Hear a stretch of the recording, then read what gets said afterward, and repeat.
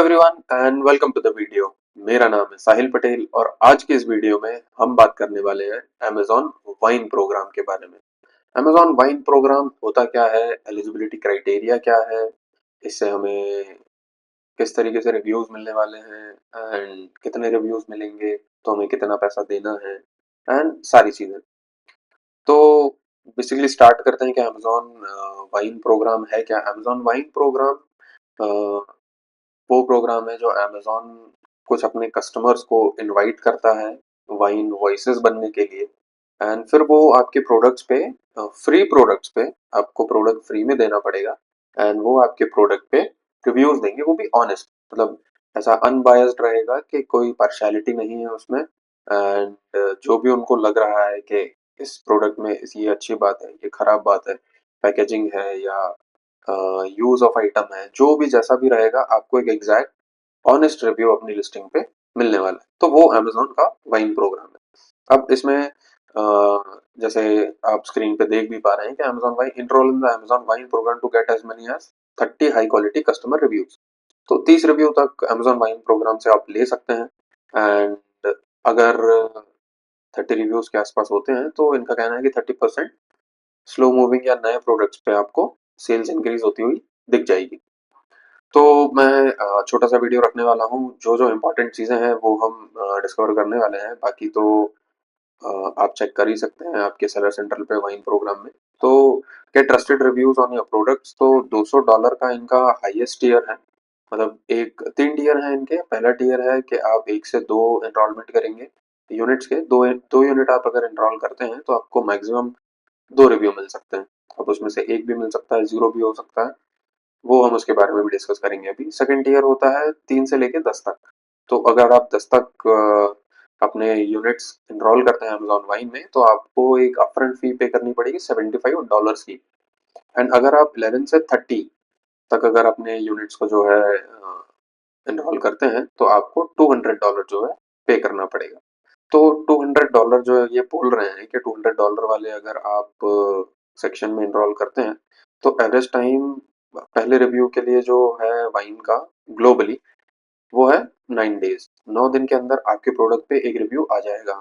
ये एक एवरेज है, ऊपर नीचे भी हो सकता है आपको पहले दिन दूसरे दिन में ही रिव्यू मिल जाए या हो सकता है आपको 15-20 दिन बाद रिव्यू मिले। एंड इसका जो टाइम फ्रेम होता है वो 90 पीरियड्स का होता है एंड 90 पीरियड्स के अंदर अंदर आपको जो है सारे रिव्यूज कंफर्म आ जाते हैं और अगर नहीं आते हैं तो आपको पैसे चार्ज नहीं होते।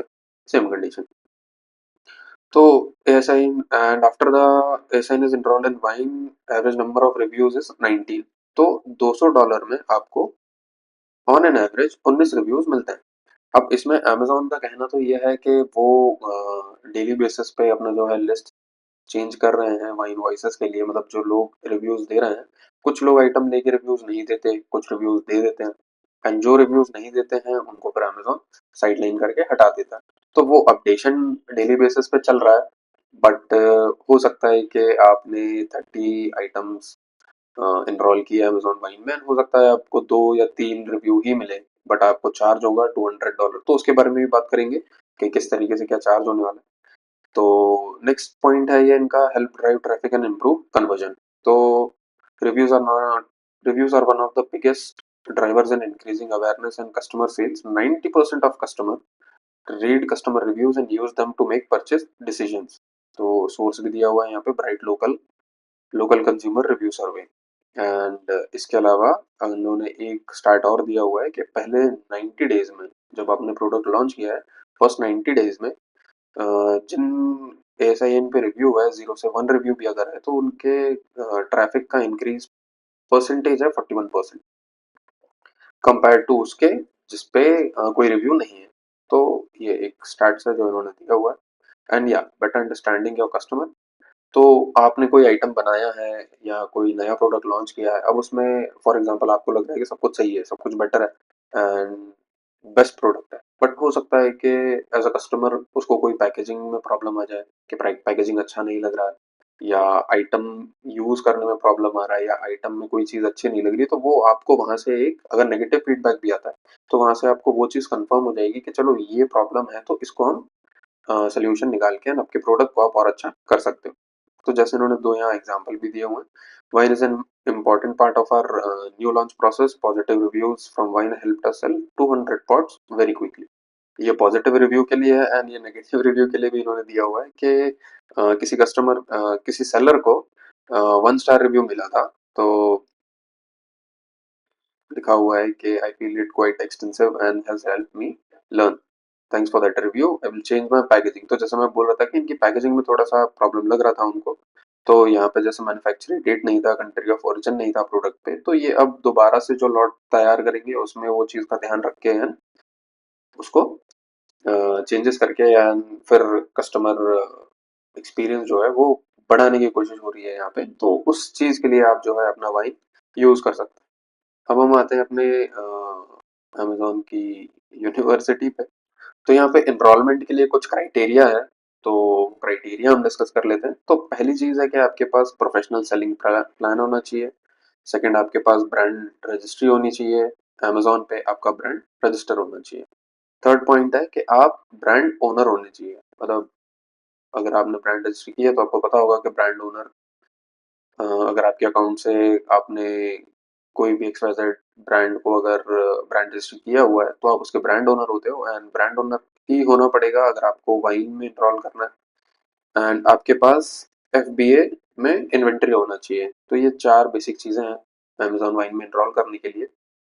एंड नीचे अगर हम आते हैं तो एक चीज़ और यहाँ पे है कि be brand registered in Amazon. Brand registry 30 review से कम होनी चाहिए आपके प्रोडक्ट के ऊपर, तो आपका प्रोडक्ट एलिजिबल होता है। एंड वायबल FBA ऑफर होना चाहिए, वो भी न्यू कंडीशन में। ये एक क्राइटेरिया है। And not to be an adult product, digital और हैवी और बल्की आइटम। तो ये इन आइटम्स पे जो है वाइन रिव्यू या इन प्रोडक्ट्स पे एलिजिबिलिटी क्राइटेरिया नहीं होता है। तो उसके बाद have already launched at the time of enrolment. ठीक है, मतलब जब आपने ब्रांड रजिस्टर किया है उसके टाइम पे ही आपने आपका जो है आइटम एनरोल लॉन्च किया हुआ है। हैव अवेलेबल इन्वेंट्री, उसका भी इन्वेंट्री होना चाहिए FBA में, एंड उसका इमेज और डिस्क्रिप्शन होना चाहिए। तो जो भी आपने लिस्टिंग में इमेज और डिस्क्रिप्शन लगाया हुआ है उसके बेसिस पे जो कस्टमर है वो उसको रिव्यू करेगा कि इसका फोटो ये है, इसका डिस्क्रिप्शन ये है, इसके हिसाब से कैसा आइटम है, एंड उसके बेसिस पे फिर आपको वो रिव्यू डालेगा।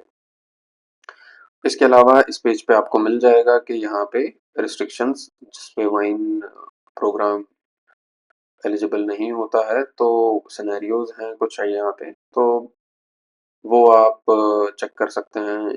सीधा आप सर्च बार में अमेज़न वाइन डालेंगे, ये पेज खुलेगा। एंड इसके अलावा आप यहाँ पे जाके जनरल रिस्ट्रिक्शंस जो हैं वो चेक कर सकते हैं कि कौन-कौन से आइटम्स पे आप अमेज़न वाइन जो है नहीं चला सकते। अब एक चीज़ और है जो मैं डिस्कस करना चाह रहा हूँ, जो इनकी फीस है, जो मैंने आपको बताया, जैसे अगर 1 से 2 यूनिट अगर आप एनरोल करते हो तो $0 फीस है, फ्री में आपको 2 रिव्यू मिल रहे हैं, तो आप कर सकते हो। 3 से 10 आइटम अगर आप एनरोल करते हो तो आपको $75 फीस देनी पड़ेगी, एंड 11 से 30 यूनिट्स अगर आप एनरोल करते हो तो आपको $200 फी पे करनी पड़ेगी।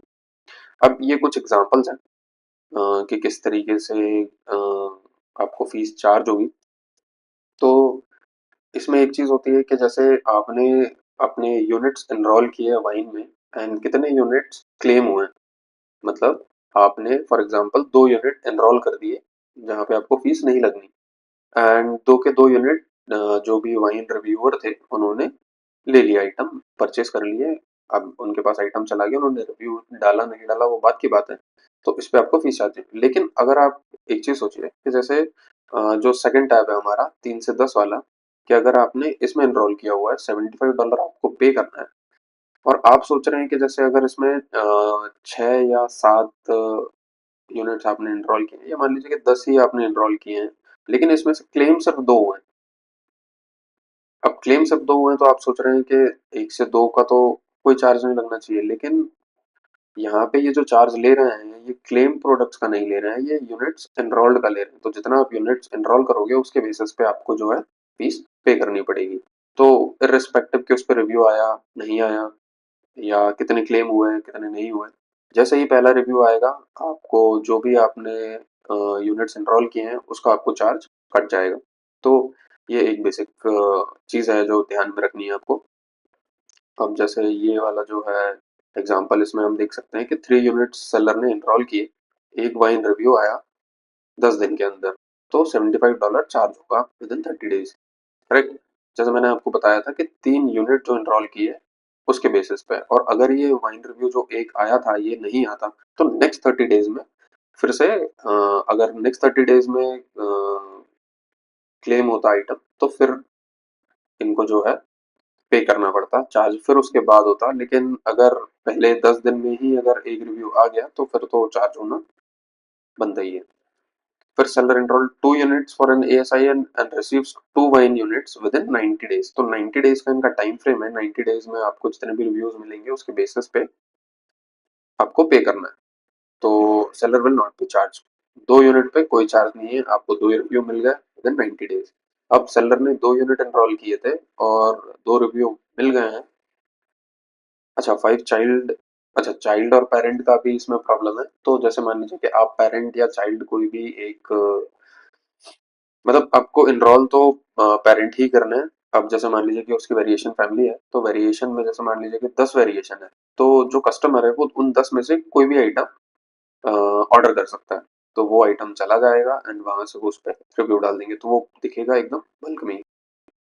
तो उससे आपको प्रॉब्लम नहीं होने वाली है, मतलब आपको पेरेंट ही डालना पड़ेगा सिर्फ एनरोलमेंट के टाइम पे, एंड जो भी चाइल्ड है एसके हुए हैं वो ऑर्डर पे चले जाएंगे।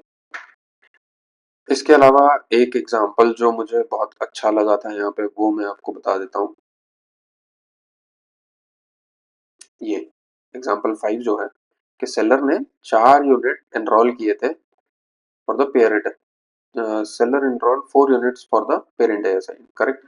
फिर सेलर ने 10 और ऐड कर दिए, तो ये हो गया 14, करेक्ट। एंड 4 रिव्यू मिल गए, तो इनको जो चार्ज होगा वो होगा $200। क्यों? क्योंकि 11 से 30 वाला जो कॉलम है उसमें आपको $200 चार्ज होना है, एंड 11 3 से लेके 10 तक आपको 75। तो इनको लग रहा था कि 4 यूनिट एनरोल किए हैं, बाद में 10 और ऐड कर दिए तो 14 हो गए, एंड तुरंत में इनको विद इन 30 डेज एक रिव्यू भी आ गया। तो जैसे ही आपको पहला रिव्यू आएगा, आपको उस साइकिल में जो है फीस चार्ज हो जाएगी।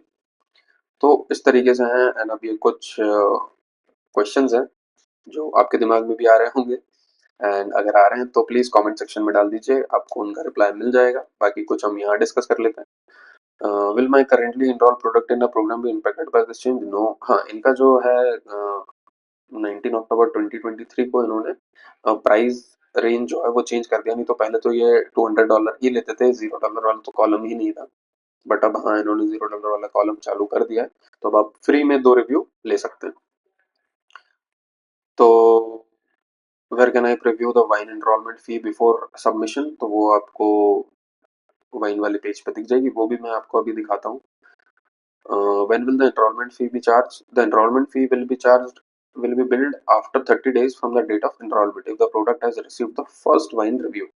And if no wine review is received within the first 30 days, then billing will occur when the first wine review is created before the enrollment concludes. Conclude होगा 90 days में, and अगर पहले 30 दिनों में कोई भी रिव्यू नहीं आया तो आपको कोई फीस चार्ज नहीं होगी, अगले 30 दिनों में भी कोई नहीं आया कोई फीस चार्ज नहीं होगी, लास्ट के 30 डेज में अगर आपको कोई रिव्यू आ गया तो आपको फीस चार्ज हो जाएगी। तो ये एक बेसिक कंसेप्ट है। Can I add more units? Yes. अब इन्होंने साफ लिखा हुआ है कि पैसे तो ले लेंगे लेकिन वापस नहीं करेंगे। मतलब आप ऐड कर सकते हो बट रिमूव नहीं कर सकते। आपने एक बार अगर एनरोलमेंट में डाल दिया, आपने अगर पहले में 30 डाल दिया एंड 2 यूनिट एनरोल्ड 30 यूनिट में से 2 यूनिट क्लेम हो चुके हैं, तो फिर आप उसको कम नहीं कर सकते, आपको 30 का ही पैसा देना पड़ेगा। एंड अगर आपने 2 यूनिट एनरोल किया हुआ है, 2 आपको रिव्यू आ गए हैं, फिर आप उसको बढ़ा सकते हो।